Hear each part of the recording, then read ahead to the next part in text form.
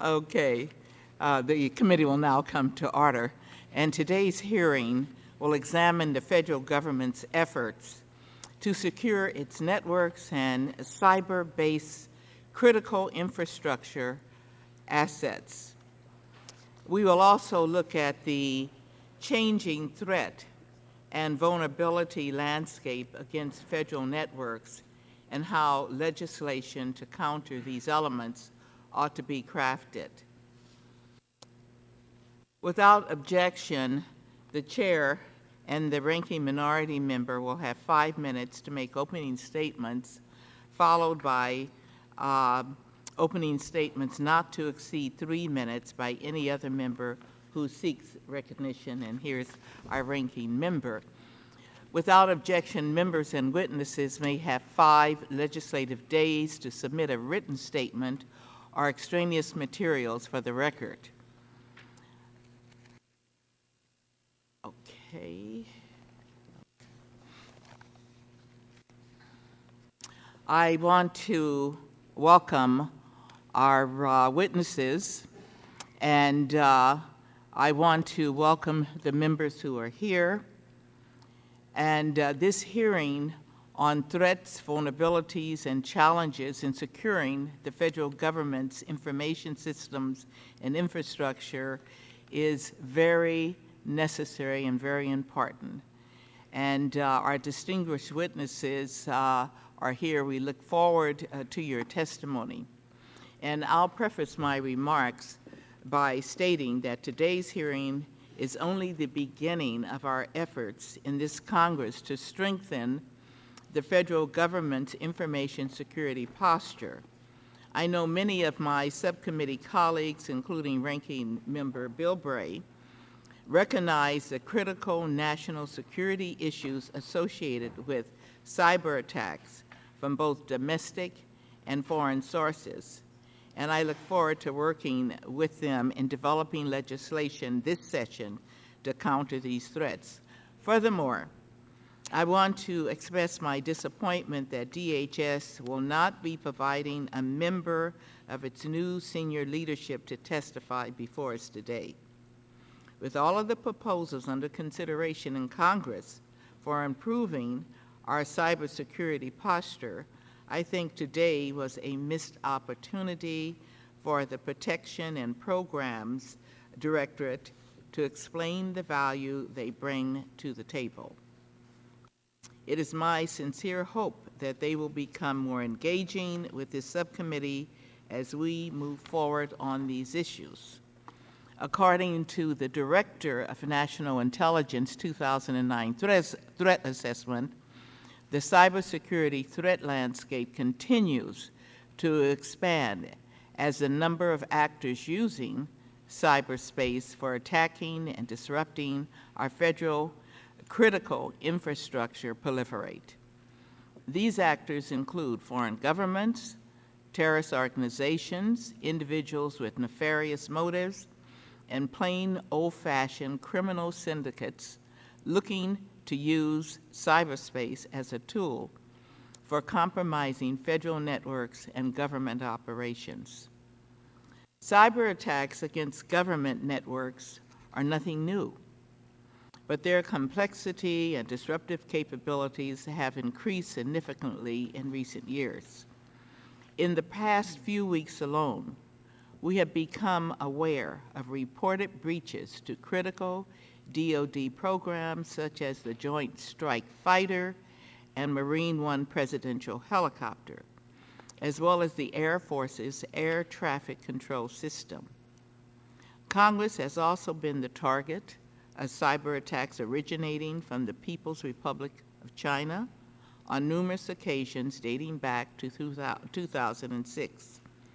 These episodes are a threat to our national security interest and ability to conduct government business without disruption. Complicating matters are advances in technology that enable cyber criminals of all stripes to remain ahead of federal information security efforts.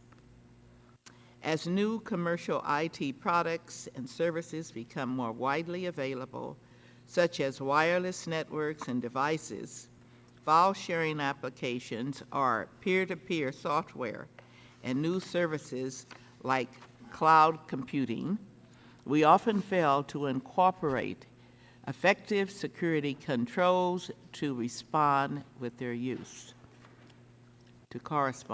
use. A significant focus of today's hearing is our lack of a harmonized framework for organizing and coordinating government-wide information security policies and practices. Although there are many reasons for this, I'll mention some that come to my mind. To begin, we currently have too many cooks in the kitchen. The OMB, DHS, and DOD all having a major role in the security of our information infrastructure. Furthermore, DHS has thus far failed miserably in its charge to manage cyber response and coordination efforts for federal agency stockholders through duplicate, overlapping divisions within the Protection and Programs Directorate. Lastly, it remains unclear how efforts under the administration's mostly classified, comprehensive national cybersecurity initiative are aligned with current statutory and regulatory requirements for both civilian and military networks. Until there are uniform principles, policies, and requirements established for all agencies, I fear that our patchwork approach to cybersecurity will have a minimum effect in securing our information infrastructure. Over the past decade, the federal government has made significant progress in the area of information security. Laws such as the Federal Information Security Management Act have forced agencies to recognize the need for stronger physical, technical, and administrative safeguards for IT assets in order to counter their ever-increasing number of threats in cyberspace. Nevertheless, such policies have only scratched the surface for determining what our real cyber vulnerabilities are. More importantly, these efforts have done nothing to ensure that government contractors who operate systems on an agency's behalf have adequate security measures in place. To me, this is unacceptable and must be addressed in any future legislative proposals. So in summary, I hope our witnesses will provide us with a comprehensive but high-level assessment of our current posture and capabilities for adjusting to new cyber-based threats and vulnerabilities, and would also welcome your recommendations for legislative principles that would promote a more harmonized and uniform approach to cybersecurity across the government system. Once again, I thank our panelists for joining us today and look forward to your testimony. Do I have to swear them in? No, Mr. Bilberry. Okay. And I now recognize our member, Mr. Bilberry, ranking member. Thank you, Madam Chair. Madam Chair, first of all, I'd like to introduce for the record a written opening statement, please. Without objection. Thank you. And Madam Chair, I want to thank you for having this hearing.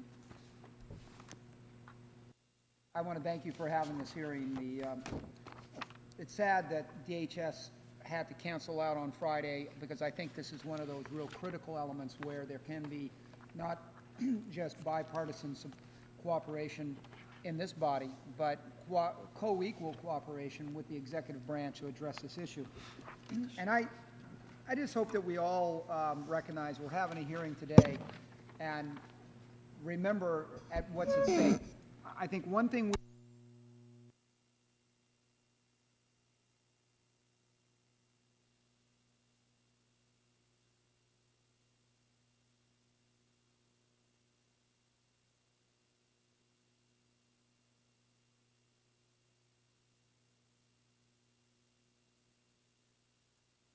tactful approach, Madam Chair. He'll just snuggle You up. finally and got speak the in. message, Mr. Yeah. Isa. Come on, can you get up? Yeah. I'll move down.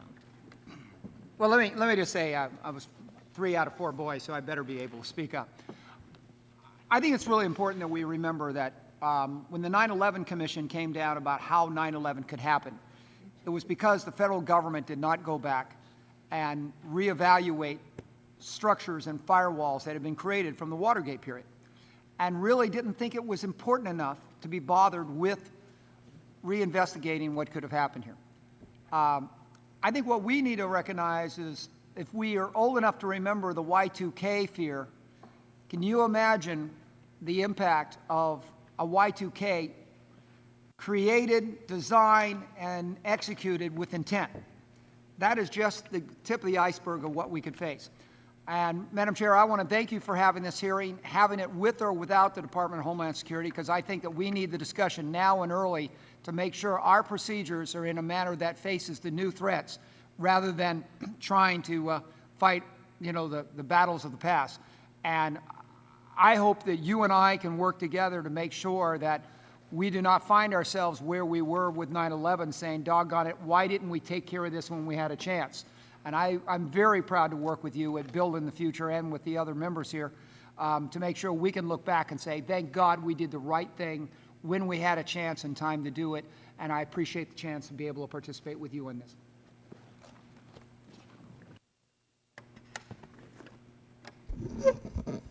We're trying to.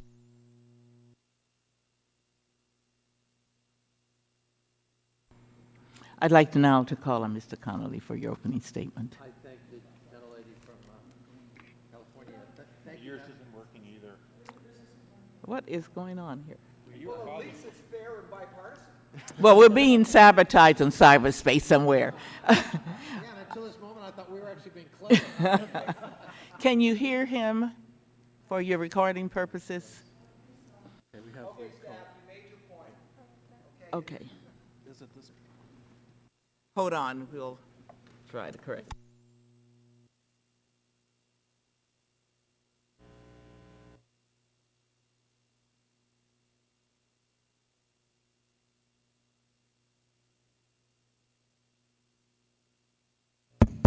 That worked. It's a matter of Now mine's working. Yes, yes. I got it. Okay. Thank you, Madam Chairman. And thank you so much for holding this important hearing. The number of incidents in which hackers have broken into government files and systems, it seems to me, should impel Congress and the administration to take all possible steps to secure our systems. The permeability of our systems is a risk not only to our national security, but the future of our economic competitiveness as well. The ability of hackers to gain access to information from private companies about recent innovations reduces the potential for new economic growth and the incentive to innovate. We're fortunate to be working with an administration that's tackling the problem aggressively by reviewing current cybersecurity policy and preparing potential reforms. The testimony we're going to hear today paints a grim picture of the current state of cybersecurity, but also suggests that there are some security steps that can be taken quickly and relatively easily. Mr. Sachs notes that 90% of security breaches addressed in a recent report were actually easily preventable. According to Mr. Lewis, only a third of affected agencies have complied with Homeland Security Policy Directive Number 12, which suggested using secure network credentialing for employees. By the way, something that underscores your point, Madam Chairman, and that of Mr. Bilbray, it's too bad DHS is not here today. And my guess is legislation is going to come out of this committee on this subject, and DHS needs to be at the table. This committee has an important role, obviously, in identifying immediate steps the federal government can take to enhance cybersecurity. The committee will also hear testimony from Mr. Lewis, who stated that it is possible that the Internet, as it is currently architected, can never be secure. That's a pretty provocative statement, if true. From the statement, one would infer that a separate Internet-type system for government usage will ultimately be necessary. And that's an equally provocative conclusion. I look forward to hearing from all of the witnesses about whether the creation of a whole separate system is indeed a practical or efficient way to achieve cybersecurity or necessary. Again, I want to thank you, Madam Chairman, for holding this hearing, and I look forward to working with my colleagues in the administration to enhance cybersecurity, building upon what we learned from today's critical hearing.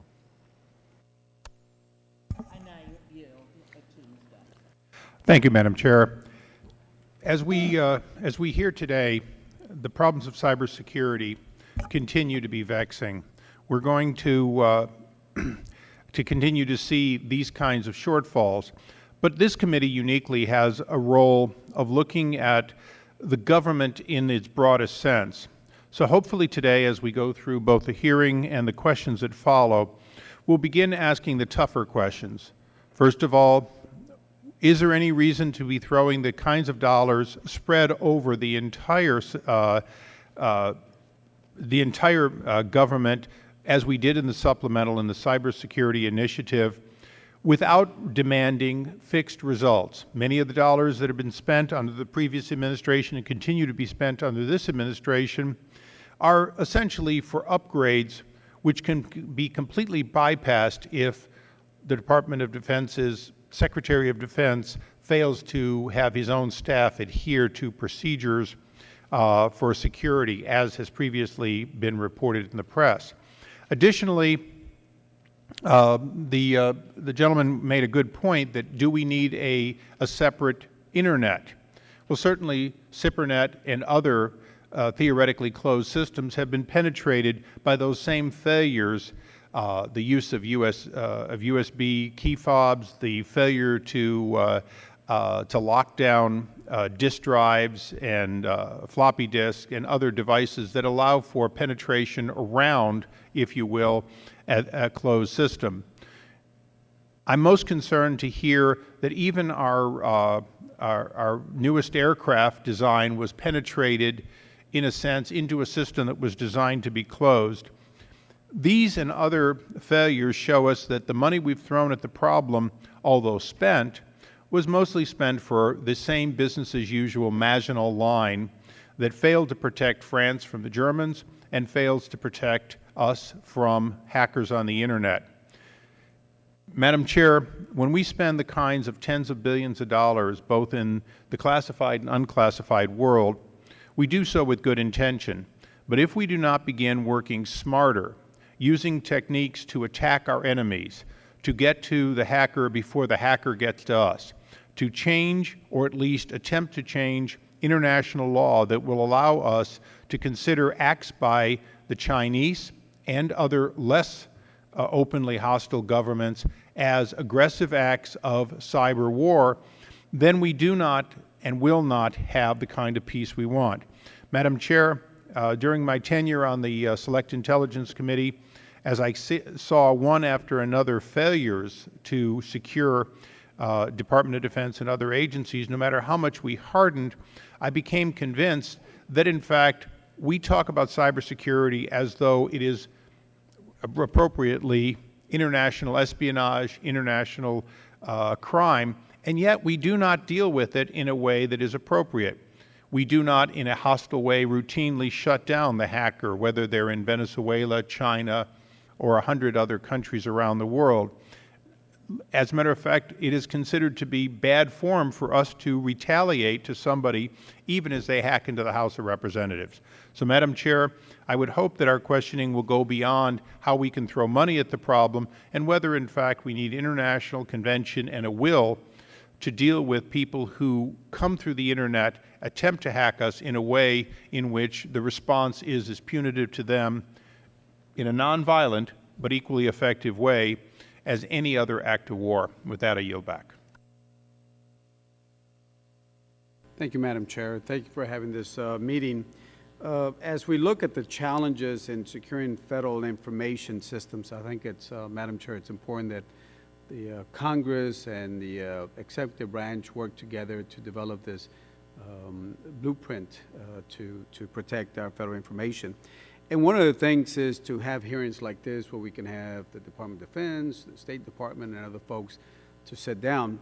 But to have one of the agencies that's supposed to, that is in charge of protecting our homeland, the Department of Homeland Security, and I am one of the chairmen of one of the subcommittees in Homeland, and I'm a little disappointed that they're not here. I was asking that apparently my understanding was that y'all gave them 3 or 4 weeks advance notice to be here, and I guess they just canceled this last Friday, is that correct?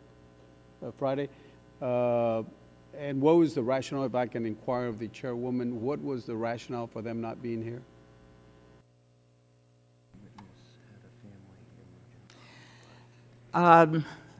We couldn't get the director, and the person in line had a family emergency, and then we sought someone else at the upper levels, but they could not attend.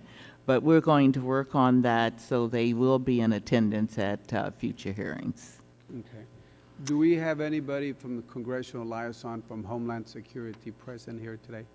Sure, we got somebody here. Apparently not. Nobody's jumping to put their hand up, so we'll just assume. We assume there's nobody here. Yes. Well, again, I can understand the family reason, but I do understand that there's other folks that can come here, and I do want to mention, you know, big support of Homeland Security, but, you know, they do have a record of missing over 120 congressional mandates that we've set for them. And I've spoken to the new secretary, and she assures me that they're going to work on deadlines and all that. But I think showing up is probably the first game, the first step to show a little cooperation with the Congress. So I hope there's another time we can bring him here, and I'm sure we can set up something that if somebody can't come in, I'm sure the second or the third person can come in, because we're losing an opportunity. The folks are here today, spent a lot of time to be here, a lot of time preparing. I know it doesn't mean that they just show up. It's a lot of hours in preparing to be here. Would have been nice if we would have had the Homeland here so we can get a perspective from the Department of Defense, the State Department, and Homeland here, and we're losing an opportunity. But Madam Chair, I look forward to working with you and the other members of the committee. I think as they get their footing, they will cooperate with our committee.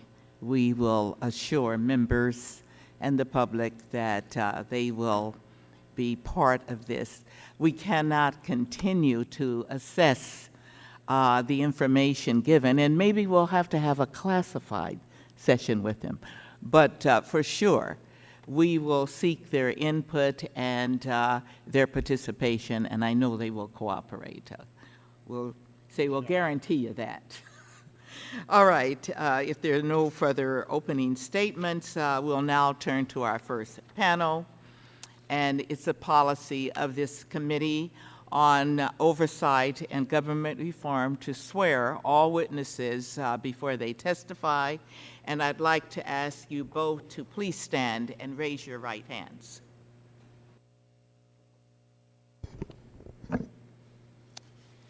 Okay, do you solemnly swear to tell the truth, the whole truth, and nothing but the truth? And let the record reflect that the witnesses answered in the affirmative. Thank you. I will now introduce our panelists. The first is Mr. Robert F. Lintz, the Deputy Assistant Secretary of Defense for Cyber, Identity, and Information Assurance at the Department of Defense. Since November 2000, he's been the Chief Information Assurance Officer for the Department of Defense and oversees a defense-wide information assurance cyber program, which plans, monitors, coordinates, and investigates IA cyber activities across DoD. The other witness, Mr. Strawford, is that correct? Is the Deputy Chief Information Officer for Information Security at the Department of State. He is responsible for providing oversight and guidance for information assurance activities, including security policy development, risk management, system authorization, training and awareness, compliance reporting, and performance measures. Prior to his tenure at State, He served as in various IT management roles at USAID, USDA, and the United States Navy. And I ask that each of the witnesses give a brief summary of your testimony and keep this summary under 5 minutes in duration if possible. Your complete written statement will be included in the hearing record. So, Mr. Lintz, would you please proceed? Pardon me? Is that okay? Can you hear us? Okay, great. Good afternoon, Chairwoman Watson, Congressman Bilbray, and members of the subcommittee. I am pleased to appear before the subcommittee to discuss initiatives to enhance the department's and the nation's information assurance cybersecurity posture. This is a critical priority for the Department of Defense. With information and information technology assets distributed over a vast enterprise and with diverse domestic and international partners, we know that we cannot execute operations without the GIG, the Global Information Grid, or the DoD networks. The GIG is where business, goods, and services are coordinated, where medical information resides, where intelligence data is fused, where weapons platforms are designed, built, and maintained, where commanders control forces, and where training, readiness, and morale and welfare are sustained. Maintaining freedom of action in cyberspace is critical to the department and to the nation. Therefore, the department is focused on building and operating the GIG as a joint global enterprise. This enterprise network approach, coupled with skilled users, defenders, first responders, and in partnership with the intelligence and homeland security communities, will allow us to more readily identify and respond to cyber attacks. The DoD Information Assurance Cybersecurity Program is thus aimed at ensuring that DoD missions and operations continue under any cyber situation or condition, and the cyber components of DoD weapon systems perform as expected. There are many examples of current initiatives in my statement for the record. I will quickly highlight a few this afternoon. To protect sensitive data on mobile and portable devices like laptops, we help make discounted encryption products available to all federal, state, local, and tribal government agencies and to NATO. Since July of 2007, this program has resulted in a U.S. government cost avoidance of approximately $98 million. To address cybersecurity risks to the defense industrial base, we have put in place a multifaceted pilot for threat and vulnerability information sharing, incident reporting, and damage assessments. For global supply chain, the department has launched a program to protect mission-critical systems. This year, we are establishing 4 centers of excellence to support program executive offices in supply chain risk mitigation throughout the system lifecycle. Additionally, we are executing vulnerability assessments in accordance with the 2009 National Defense Appropriations Act. We continue to rely on the National Centers of Academic Excellence in IA education for critical cybersecurity skills. There are currently 94 centers in 38 states and in the District of Columbia. One of those centers, as an example, the University of Nebraska at Omaha, co-sponsored and hosted last year's 5th Annual International Cyber Defense Workshop. In 2008, the department helped bring cybersecurity to the Wounded Warrior Program. Wounded, disabled, and transitioning veterans are receiving no-cost vocational training in digital forensics, a critical technical shortfall for the nation and the department. The program started out at Walter Reed and is now being expanded to other DoD and VA hospitals. To further harden our networks against cyber attacks, the department is implementing the Federal Desktop Core Configuration. This is a pivotal industry government cooperative venture starting with ubiquitous Microsoft products to make computers more stable and defensible. In conclusion, the DoD CIO is working towards a resilient and defendable core network for the department and for the nation in the face of the daunting security challenges you talked about. We are preparing the GIG and the GIG-dependent missions to operate under duress, and we are doing so under conditions of rising hostility. I'm happy to take questions. You can proceed. Good afternoon, Madam Chairwoman Watson, Ranking Member Bilbray, and distinguished members of the subcommittee. I'm pleased to have this opportunity to testify before the subcommittee regarding the Departments of State's capabilities for combating cyber threats, detecting and mitigating vulnerabilities, and securing the Department's global information and technology infrastructure.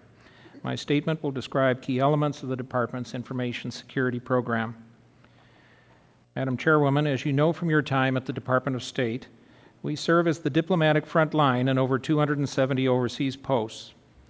This global reach affords the Department a unique perspective on cybersecurity as we provide for the confidentiality, integrity, and availability of a worldwide network, the 50,000 users of the Department, and the application software that they put to work. The foreign policy mission makes an inviting target for attack by highly skilled cyber adversaries. However, the Department's layered approach to risk management allows multiple levels of protection. This protection is accomplished by implementing a matrix of technical, operational, and management security controls. In my dual roles as Chief Information Security Officer and Deputy Chief Information Officer for Information Security, I'm part of an integrated team. Together, technical and operational security experts of the Department work in close coordination with DoD and others to satisfy mission-essential requirements from our command and control capabilities, network and critical infrastructure protection, law enforcement, and intelligence community support. The scope of cyber activity the Department faces in a typical week includes blocking 3.5 million spam email, intercepting 4,500 viruses, and detecting over 1 million external probes to our networks.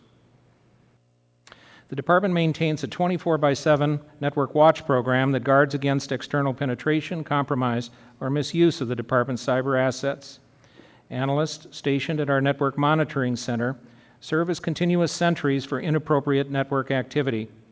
The analysts perform preliminary assessments to confirm the nature and source of suspicious network security events.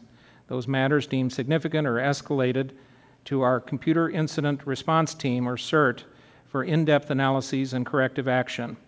CIRT analysts track all reported actions through completion and coordinate incident response actions with all stakeholders, including our internal department security units, the Department of Homeland Security, U.S. CIRT, and law enforcement entities.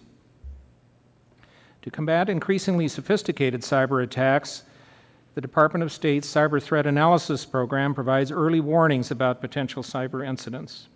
This team of technical analysts perform essential in-depth assessments of network intrusions and helps to coordinate the Department's response to sophisticated cyber attacks. In addition, they perform proactive penetration testing and network forensic analyses to detect and resolve significant threat issues. The Global Security Scanning Program at the Department serves multiple essential purposes covering all of its domestic and overseas locations. Electronic tools perform functions that include confirming what is connected to the Department's networks, assuring that computers, networks, and software are in the safest of configuration settings. We locate system vulnerabilities that need correction and collect evidence for cybersecurity investigations. Global scanning is complemented by our computer security officers that are posted both regionally and locally for overseas embassies and consulates as our boots on the ground. To strengthen its operational capability, the Department has created the Risk Scoring Program to help pinpoint and correct the worst network and system vulnerabilities on any particular day, both locally and for our networks worldwide. Risk points are assigned for cyber threats consistent with vulnerabilities defined in the National Institute of Standards and Technology guidelines. Every computer and server connected to the Department of State network is scanned worldwide on a continual basis. Based on progress in reducing vulnerabilities overseas and at headquarters organizations, each entity is graded from an A to an F for their work during the last month. In this sense, it functions like daily quizzes, and at the end of the month, there's a test and a grade is given. Madam Chairwoman, we're pleased to report that an embassy as far-flung as the one in Colonia where you served currently has an A+ and perfect ratings in 6 of 10 categories we evaluate, notwithstanding how far it is from many other industrialized centers. Since July 2008, overall risk on the Department's key unclassified network has been reduced by nearly 80% in overseas sites and 55% in domestic locations.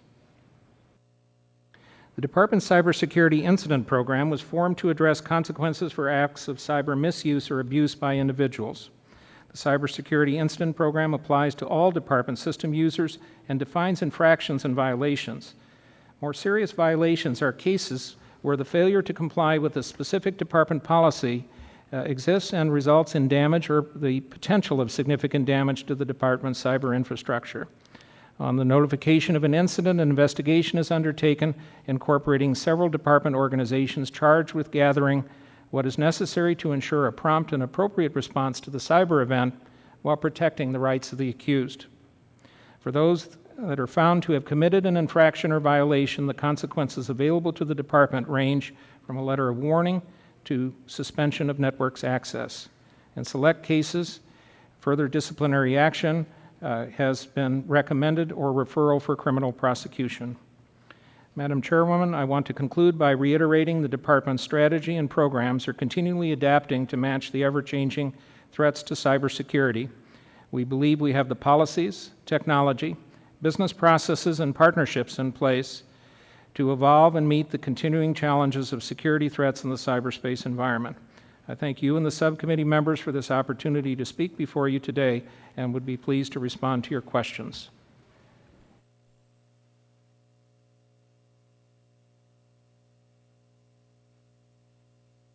Thank you.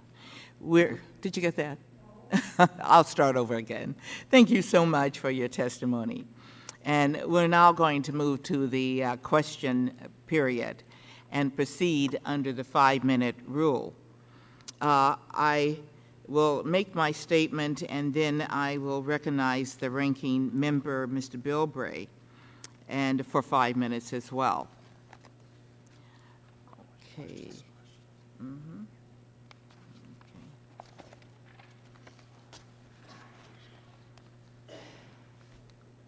Now, these questions will be for both panelists, and you can respond as soon as I finish.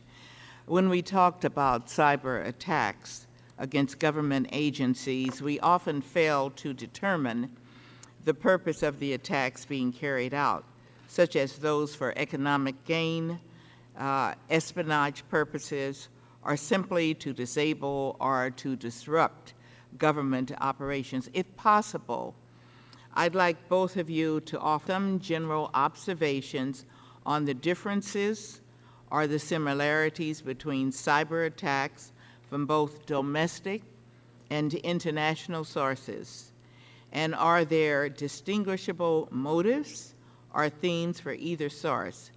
And do certain groups target specific networks or cyber infrastructure in their activities, or do they look for the weakest link in the chain for attack?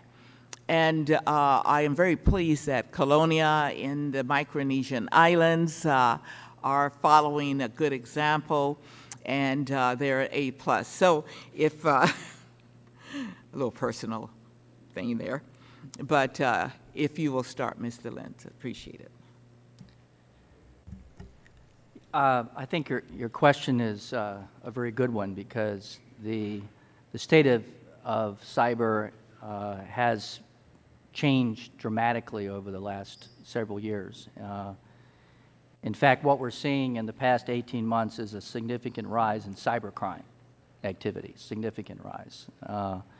And before that, it was pretty much exclusively in the hacker domain where we would get a lot of our cyber events occurring. And that skill set has dramatically improved in terms of its skill craft as well.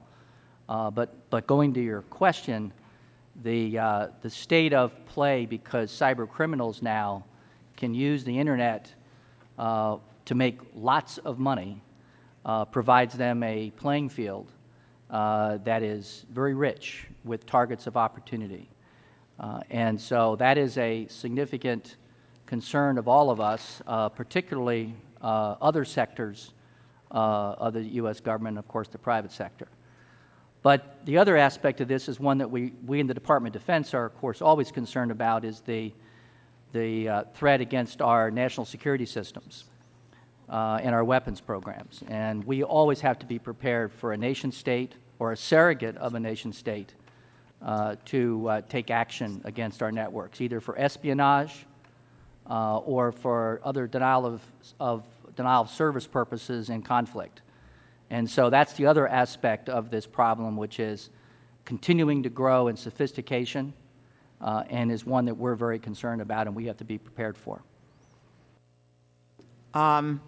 Lintz, naturally, there probably is little you can tell us in an opening statement or in your statement about the recent breaches to the Joint Strike Fighter and Marina One programs. But I do, however, feel obligated to ask you about some general background that is consistent with what is part of the public record. So can you tell us where you are in determining the sources of the breaches and whether they were government-sponsored or private cyber criminals at work there? As you said, Madam Chairwoman, this issue is very sensitive. We're prepared to give the committee a classified briefing of the details of the investigation. Much of this investigation right now is held in law enforcement channels under warrants, ongoing investigation, and that is the current position where we are in this very important priority of ours to get to the bottom of this. I know that technology improves every single day, and I'm wondering if the personnel who work on our post are well equipped with the knowledge of how it operates and the uses. Do you then train, say, the new ambassadors and the embassy staffs along these lines of the increases in technology? Training and education and awareness is without a doubt one of our top priorities. In my opinion, I think it's our most important priority because people is what runs our network. And we improve awareness training every single year. One of the things that we're doing a lot more of, to go to the heart of your excellent question, is leadership training. And that's one of our highest priorities right now. To the highest levels of our department is to make sure that general officers and senior officials coming into the department are briefed in in-depth form into the cyber threat. It's a very big priority to include our mission partners in places like embassies to make sure, and we team with State Department on collaborative efforts to do the same thing. Yes. Mr. Strawford, do you want to comment? To your question of training, we place an extraordinarily high value on that. The current Federal Information Security Management Act encourages that there is annual awareness training, and at the State Department, by one method or another, sometimes providing oral briefings to the most senior leadership of the Department of State, in other cases remote distance learning for the balance of the department. We see training to be extraordinarily beneficial as our users are an important part in the protection of the information that the Department of State has and what we are asked to protect. The State Department has initiated a pilot project for a method of training called Tips of the Day. What we do when the computer users log on in the morning is to provide them 2 or 3 sentences of instruction, and then to those connected in what we expect to pilot in 2 of our bureaus here in the coming weeks, a true-false question. And we keep track of those answers and the level of understanding about basic security awareness, and we found this to be a particularly beneficial mechanism at an earlier point of testing after a laptop was lost in one part of the government. This occurred at USAID.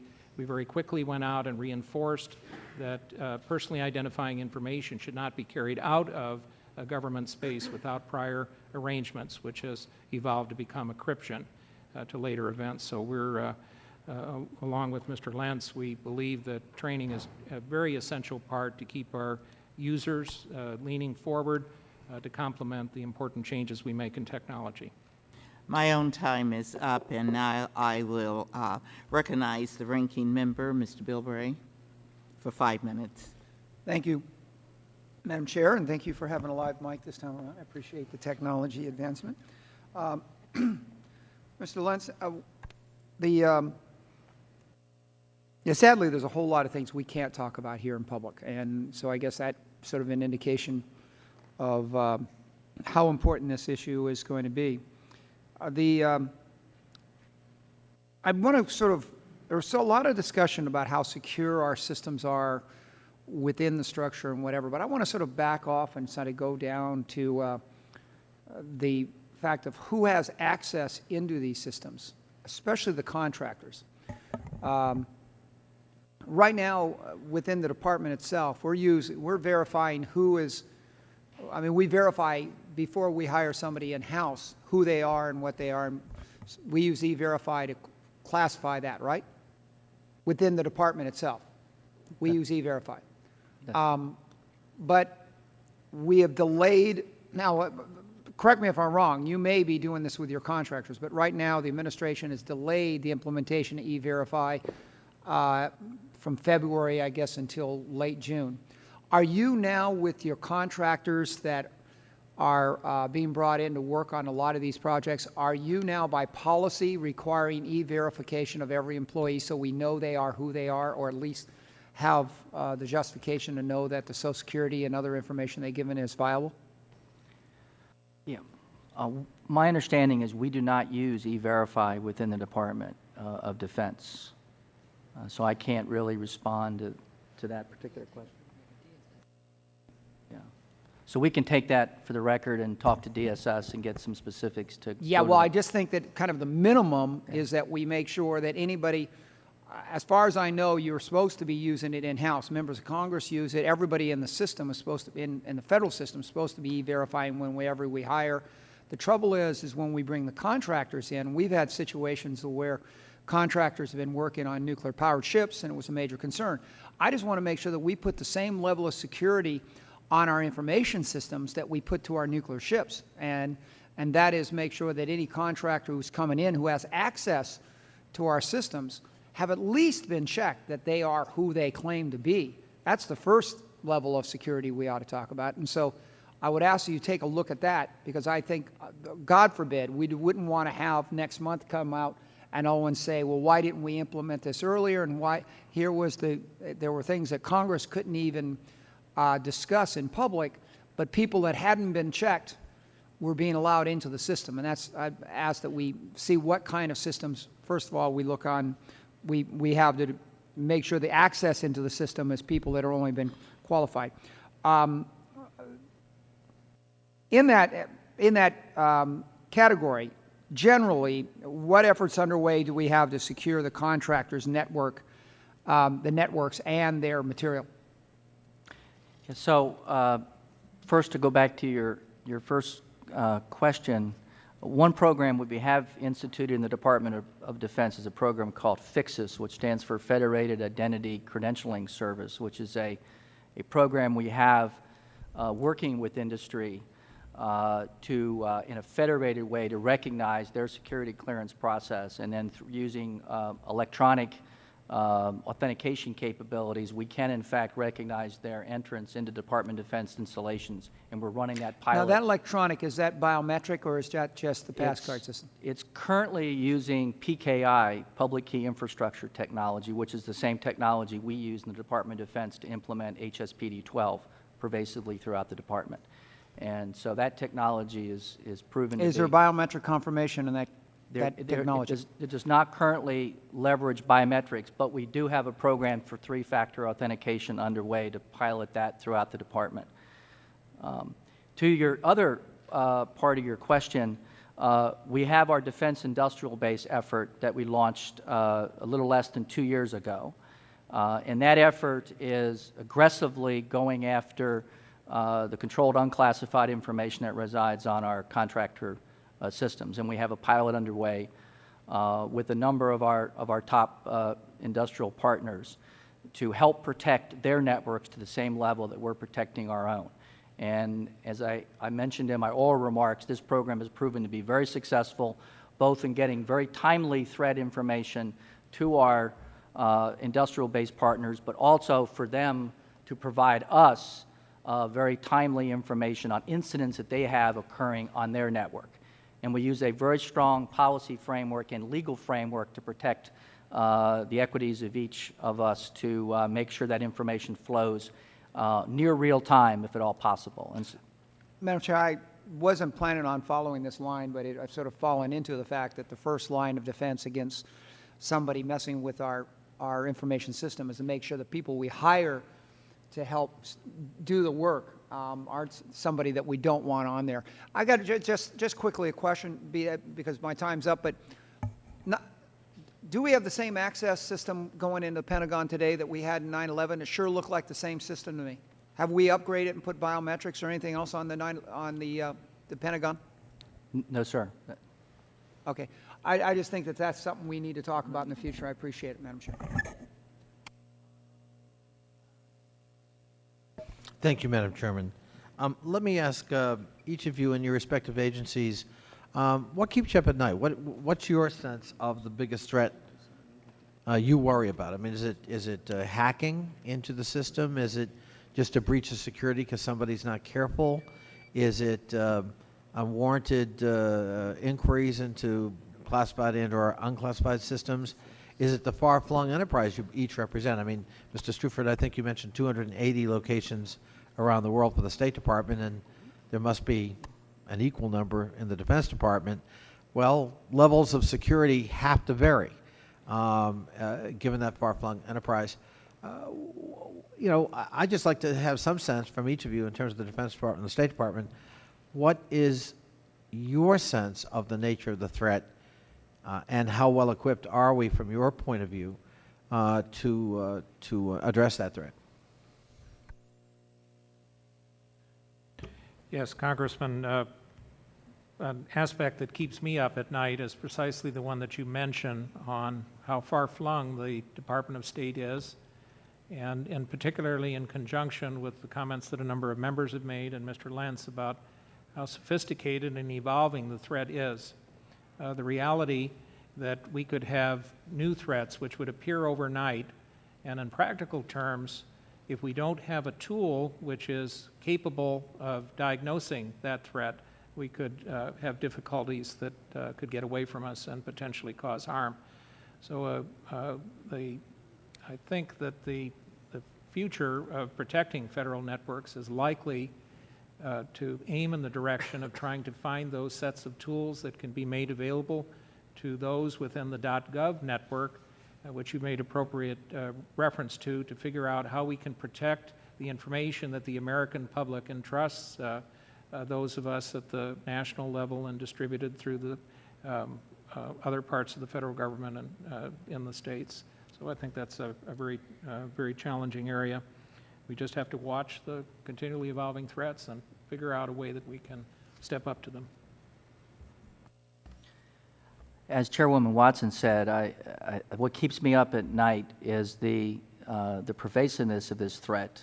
And when we talk about cyber espionage and the amount of information that is getting exfilled, stolen from not just the government's potential networks, but the nation at large, and the technology edge that we have currently, and especially when it comes to innovation, is one that we have to protect very, very carefully. And I think that keeps me up at night, not only as a government employee, but as a private citizen. The second thing is, from a DoD standpoint, the threat of a nation state in terms of what it can do if hostilities rise to a point where we have to have the best protection mechanisms in place and the redundancy of our capability to withstand a very sophisticated nation state, in light of the fact that all of our systems and networks and people are now so dependent upon the network and information to be successful, as we see in the information age. Those are the two things that keep me up. The suggestion has been made that the very nature of the architecture of the Internet, it's such an open system, so all-encompassing, that by its very nature, it is subject to compromise. There's just no getting around it. Have you given thought to creating parallel systems that are closed for the United States government, and would it work? Because presumably the same techniques for hacking into or compromising a secure, even a secure system on the existing Internet could likewise be applied to a parallel closed system. But I'd be interested in whether your respective agencies have examined that and what you think about the practicality of it. This is an area that we look to under the Committee on National Security Systems, which Mr. Lentz plays a very active part, and I'm privileged to participate at a number of their activities each year. There's some technologies that are being worked on in the Department of Defense that seem to hold the best prospect for protecting information of national security importance, but also of the nature of protecting personally identifying information, as an example. The use of the Internet has both risks and potential benefits for the American public. As an example, the consular function, which I know the Madam Chairman understands very well. We are able to support the needs of the public through some online activities, which make it easier for people at a distance to obtain visas and passports. On the other hand, that same technology, which is an aid to the American people, is a potential risk. So there were a number of technologies that DoD is evaluating for virtual operating systems, which permit the possibility that there would be a potential threat to the computer systems, and there would be a refresh of the image of that computer on its next use so that the regular work could go forward. And that's just one of many techniques that we try to work with the Department of Defense on. I would ask unanimous consent that Mr. Lentz be allowed to answer. My time is up, but if we could just hear the Department of Defense response, if that's acceptable. Go ahead. I thank the chair. So, we completely agree that network resiliency, the ability of our network to be able to withstand and maintain continuity of operations under any form of attack, is a very high priority of ours. We are designing in every day as many measures as possible to ensure that from the top secret sensitive networks to our command and control secret networks can withstand that kind of sophisticated attack. And so we're investing as much as we can to harden that network to do that. I will say that the growth, as I said, of technology and the escalation of the threat poses a significant challenge to us every single day, and we must continue to invest in leap-ahead technologies to stay further ahead of our adversaries instead of just keeping pace with them. All right, Mr. Cuellar. Thank you, Madam Chair. I think we understand the threats that we're seeing now have been increasing in, by large numbers. For example, Homeland, the Department of Homeland, reported in 2007 that they had received about 18,000 cyber-related incidents. The Department of Defense, according to GEO, said that I think GEO said that the Department of Defense had received approximately 6 million scan or probes daily from unidentified areas. The Department of Energy, the Los Alamos National Laboratory reported receiving an estimated 10 million probes on of its classified systems per month to 2007. I think we've seen even congressional offices that have been subject to some of these attacks also. I guess one of my questions has to do with lessons learned and what cooperation, communication we have with the different agencies, and what best practices are we learning from each other. Just looking at body language, I'm probably wrong. Do y'all know each other? Do y'all talk on Yes, constantly. But do y'all work on a professional basis in the sense of this is what we learned, this is what's happening in the State Department, this is what's happening in the Defense Department? Yes? Okay.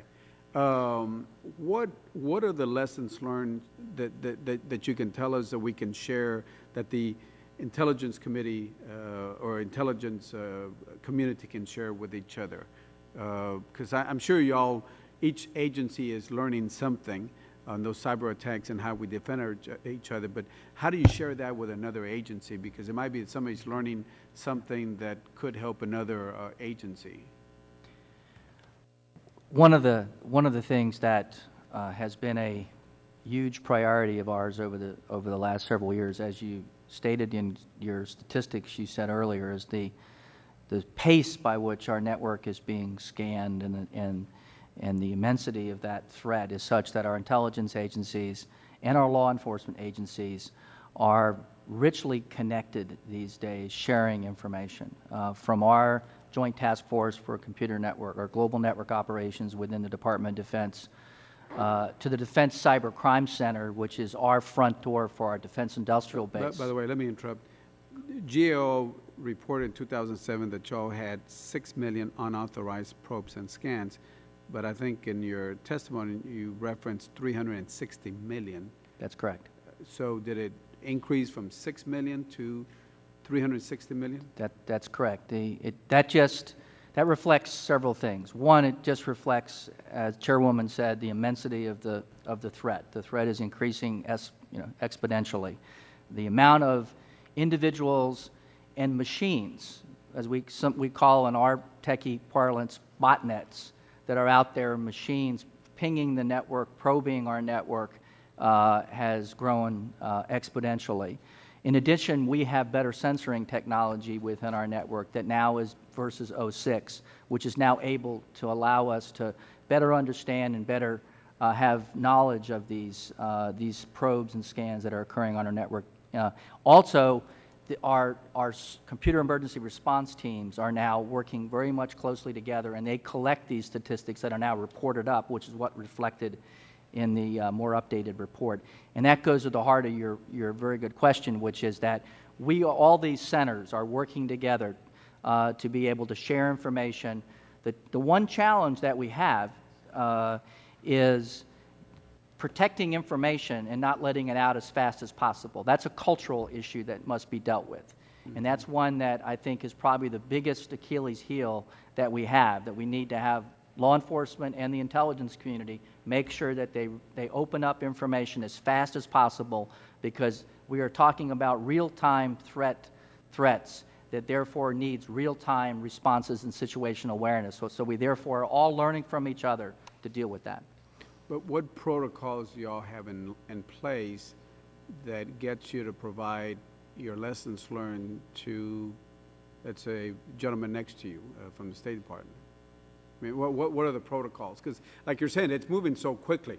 And if there's a scan, there's a probe here, and there's something new here, how do we share that? What protocols do we have in place to provide that communications and coordination with other federal agencies? Yes, Congressman, there are things happening on many different levels, beneficially, simultaneously. But perhaps what we can learn from this is that we need to get better and better. These include daily video conferences that are held between the key components of the government, U.S. CERT. Does that include Homeland? Yes. Okay, thank you. The regular interactions between U.S. CERT and the civilian agencies are very active. We're discussing signatures and particular threats, responding to things like the recent Conficker and a number of the other threats. And at the State Department, we have a unit which analyzes threats, and because we're members of a country team at so many locations overseas at embassies and consulates, we're available to assist them if there's identification of a particular problem, and they ask about it, and we can proactively reach in their direction. All of these, I think, are beginnings of an effort where we as a country, likely, if we can become the strongest team among nations, we will do the best in a very rapidly evolving area. Well, I want to thank both of you and the men and women that work with y'all, because I know it's the future challenges are just amazing. It's just amazing. So I really appreciate the work that y'all do. Thank you. Thank you.